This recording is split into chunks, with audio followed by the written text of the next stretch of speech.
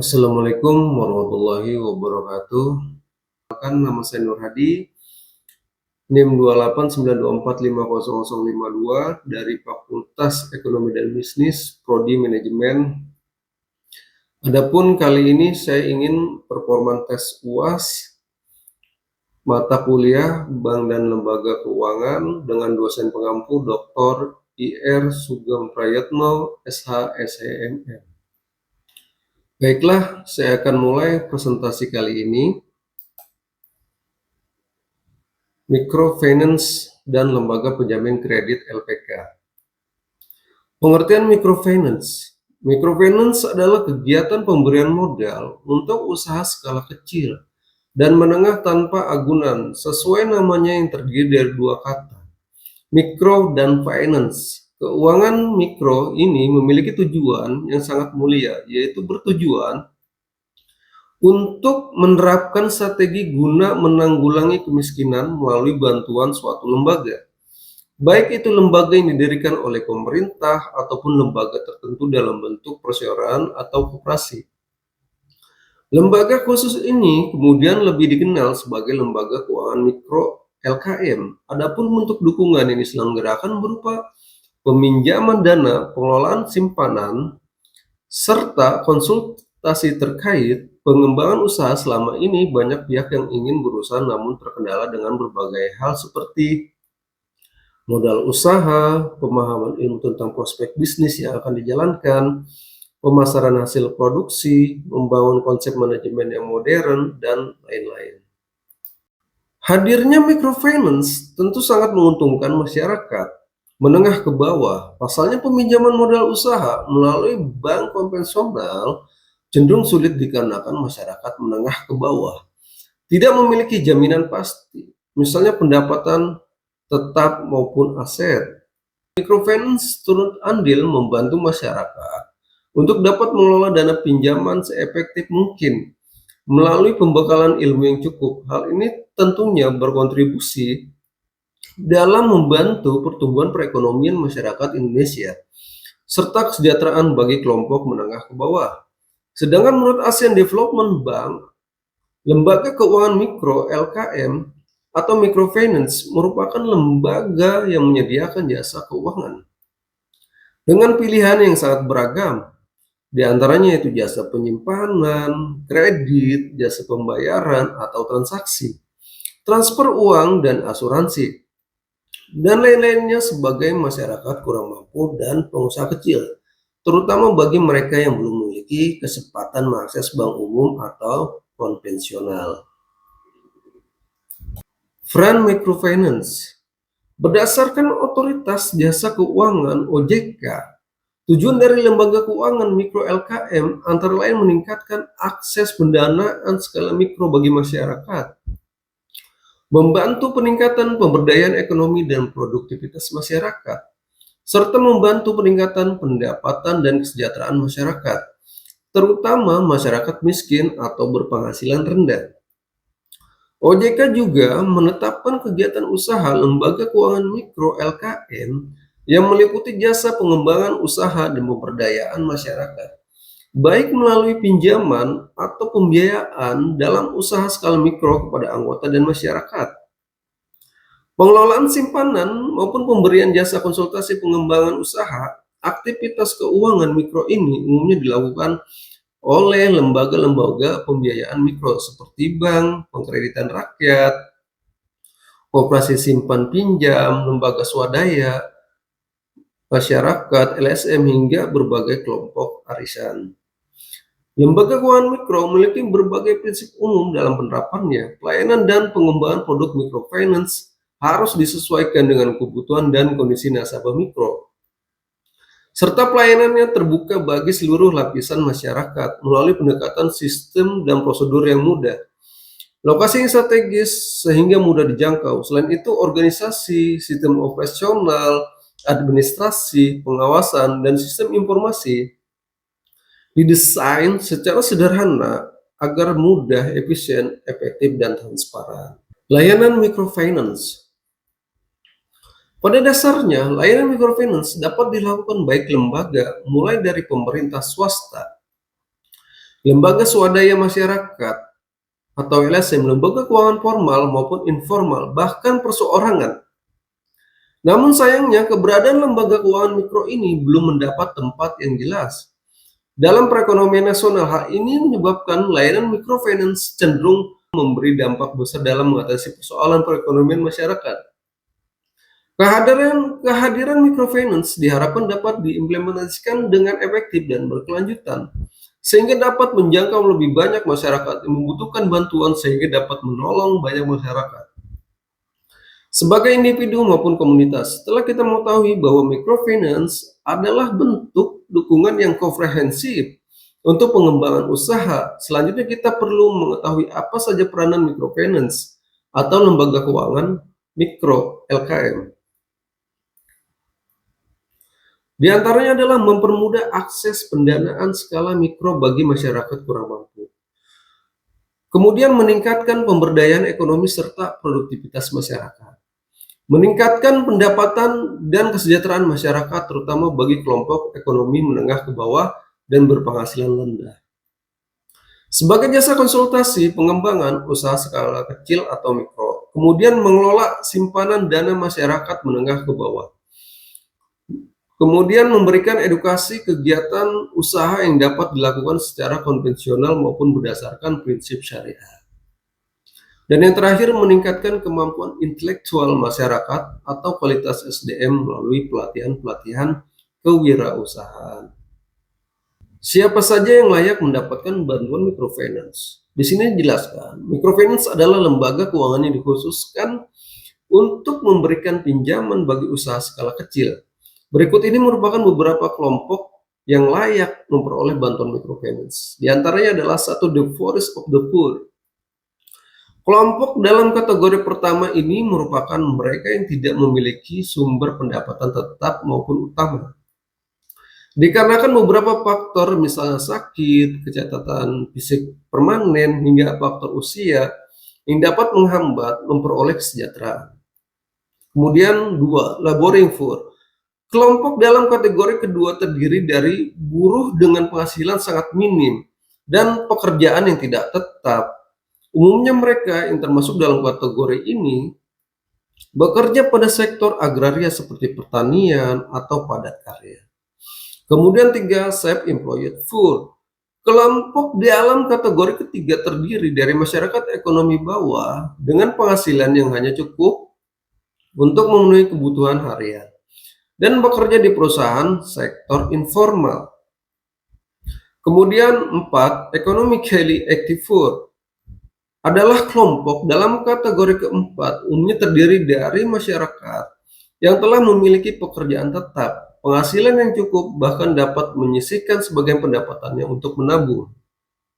Prinsip umum microfinance. Microfinance adalah lembaga keuangan mikro atau LKM memiliki prinsip umum. Dalam penerapannya diantaranya sebagai berikut.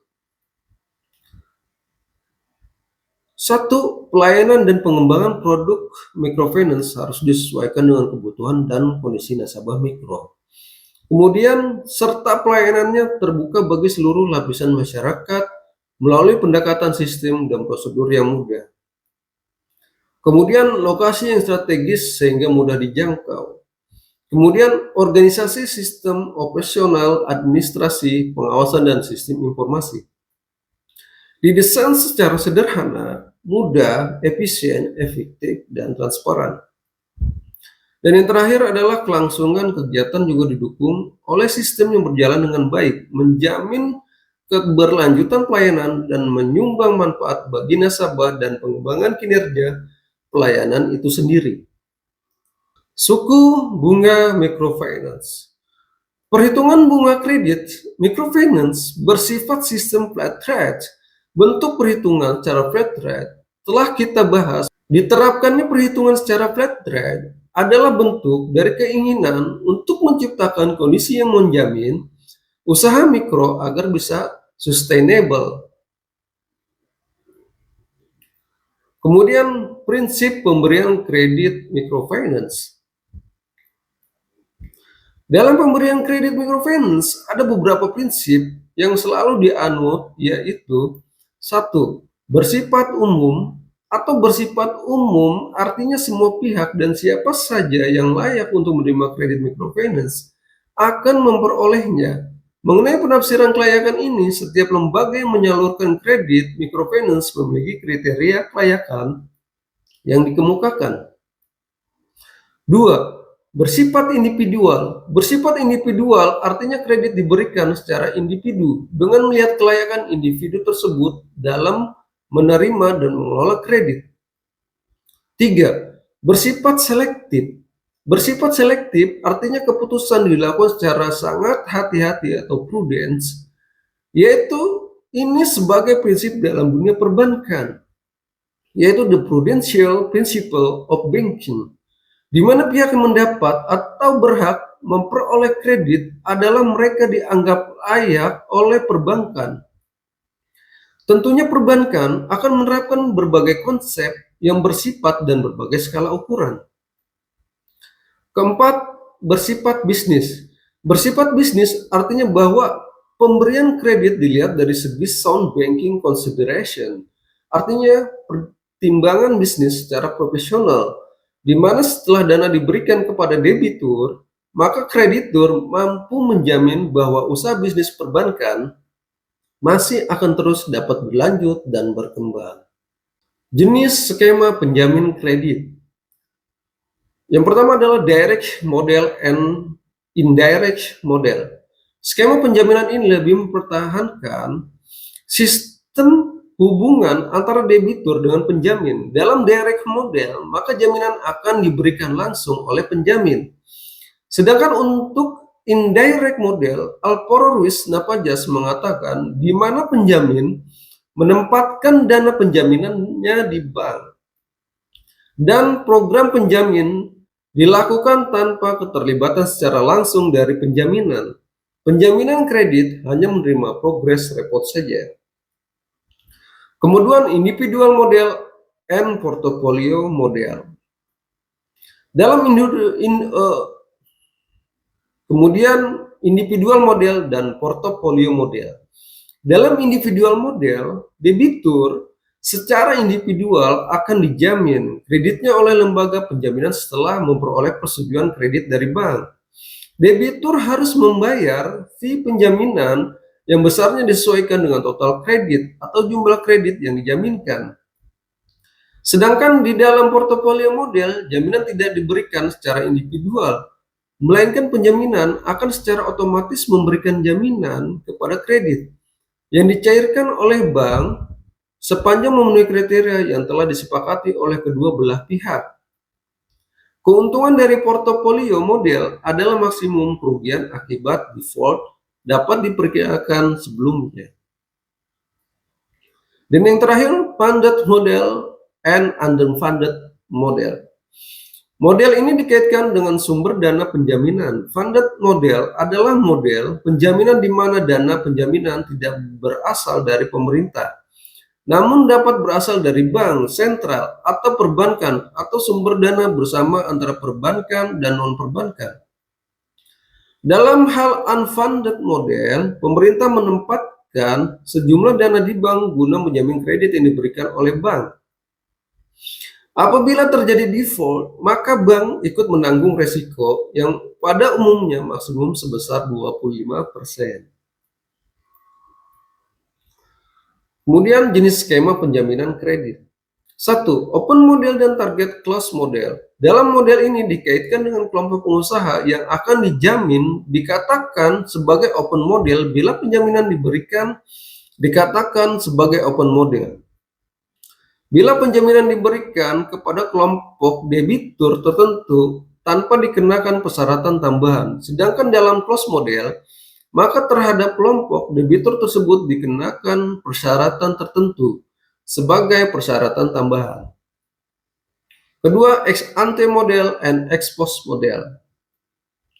Model ini berdasarkan pada waktu penerbitan penjaminan. Dalam model ex ante, debitur akan mengajukan permohonan penjaminan terlebih dahulu kepada lembaga penjaminan. Apabila disetujui, maka akan diterbitkan surat penjaminan oleh calon debitur. dipakai guna mengajukan permohonan kredit bank. Bank dapat menolak permohonan kredit calon debitur tersebut bila menurut penilaian bank, usaha debitur tidak layak dibiayai. Sedang dalam model ex post, maka pengajuan penjaminan dilakukan setelah ada persetujuan kredit. Biasanya pengajuan penjaminan dilakukan oleh bank. 3. Intermediary model.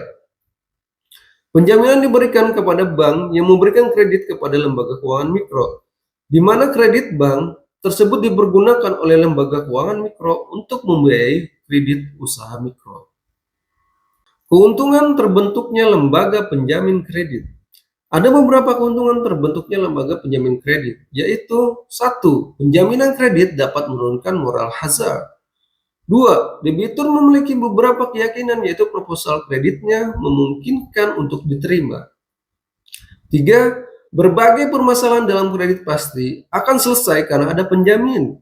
Kondisi ini menyebabkan permasalahan piutang tak tertagih tak akan terjadi, sehingga memungkinkan berbagai kasus kredit macet tidak akan sampai ke pengadilan. Dengan kata lain, nama baik lembaga perbankan akan tetap terjaga. Fungsi perbankan sebagai agen of development akan terus terlaksana bila suatu perbankan memiliki likuiditas yang maksimal, namun tidak menyalurkan kredit kepada publik karena takut akan terjadi kredit macet. Maka artinya lembaga perbankan tersebut tidak menjalankan fungsinya sebagai agent of development atau agen pembangunan. Tantangan microfinance. Adapun tantangan microfinance itu diantaranya adalah 1. Lebih memilih untuk memenuhi kebutuhan finansial melalui lembaga informal, misalnya meminjam dana dari rentenir atau lintah darat, meskipun mereka sadar bahwa bunga yang diperoleh sangat tinggi. Kemudian lebih mengandalkan jasa simpan informal, artinya misalnya seperti simpanan lebaran, menabung emas, arisan. Dan ada sisi negatif dari jasa-jasa informal ini, biasanya cenderung tidak teratur dan sangat beresiko karena keamanan yang tidak terjamin. Kemudian terakhir, rendahnya kualitas SDM. Sumber daya masyarakat rendahnya, kualitas sumber daya masyarakat ini mempengaruhi akses penyuluhan terkait peningkatan taraf hidup yang lebih sejahtera.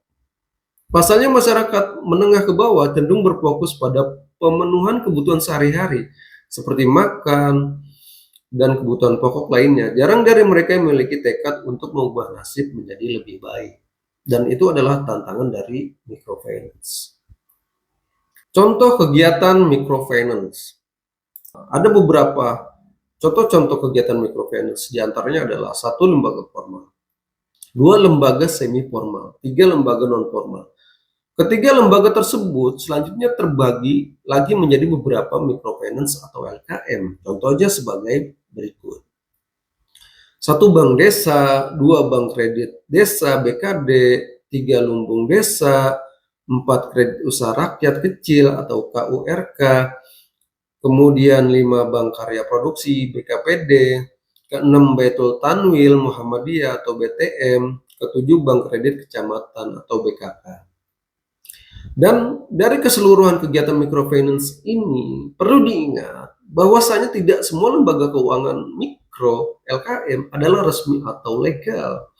Oleh karenanya pasti Anda melakukan pengecekan terlebih dahulu sebelum mantap memilih satu LKM di bawah ini untuk usaha Anda, supaya menjamin kondusivitas dalam usaha Anda. Misalnya lembaga tersebut sudah sesuai dengan aturankah atau perundang-undangan di sektor jasa keuangan. Nah, itu yang harus kita pastikan lagi. Kemudian contoh kerjasama lembaga keuangan mikro Indonesia dengan luar negeri.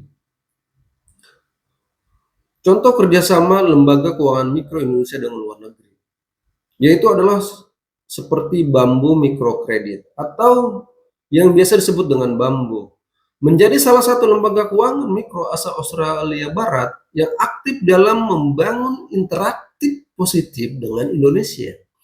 Cara kerja Bambu di Indonesia adalah dengan mempekerjakan staf dan relawan lokal sehingga tercipta interaksi erat antar komunitas lokal, serta adanya kunjungan perwakilan Bambu di lokasi agen Indonesia. Pinjaman bambu ini dikelola oleh lembaga mitra, kemudian agen mitra melapor ke bambu secara teratur, dan pengevaluasian bisnis untuk berlanjutan. Kemudian bambu beroperasi di berbagai tempat di Indonesia, antara lain Bukit Tinggi, Sumatera Barat, terus kemudian melalui kemitraan dengan Bambu Daya Guna di Yogyakarta, melalui kemitraan dengan Yayasan Trisakti Arum yang mengkhususkan diri dalam melatih masyarakat lokal. Bambu beroperasi di berbagai tempat di Indonesia, antara lain di Bukit Tinggi, Sumatera Barat, melalui kemitraan dengan Bambu Daya Guna di Yogyakarta, melalui kemitraan dengan Yayasan Trisakti Arum yang mengkhususkan diri dalam melatih masyarakat lokal di Malang, dan di mana pinjaman dikelola oleh Yayasan Daya Pertiwi. Upaya Bambu untuk terus memperluas cakupan kemitraannya adalah dengan meneliti wilayah potensial di Indonesia. Kemudian Bambu sebagai lembaga keuangan mikro. Bambu menyediakan pinjaman tanpa bunga, pembayaran yang fleksibel, sehingga terjalinnya hubungan dengan komunitas lokal dan mempunyai biaya operasional yang rendah, sehingga penggunaan dana sumbangan secara maksimal. Koneksi Australia dengan Indonesia serta donasi yang digunakan berulang kali saat pinjaman dilunasi. Kemitraan Bambu juga memiliki kegiatan yang proaktif, melestarikan budaya, lingkungan, pertanian, pendidikan non-formal, sosial, ekonomi kecil seperti UKM, di bidang tata busana, batik, perak, dan lain-lain sebagainya. Itu adalah kegiatan-kegiatan yang dilakukan oleh Bambu Mikrokredit yang ada di Indonesia dengan bekerja sama dengan Australia. Demikian presentasi saya kali ini, dan saya ucapkan banyak terima kasih kepada dosen pengampu Dr. Ir Sugeng Prayitno, SH SEMM, sebagai penguji performan tes UAS saya. Saya Nur Hadi dari Prodi Manajemen. Assalamualaikum warahmatullahi wabarakatuh. Selamat siang.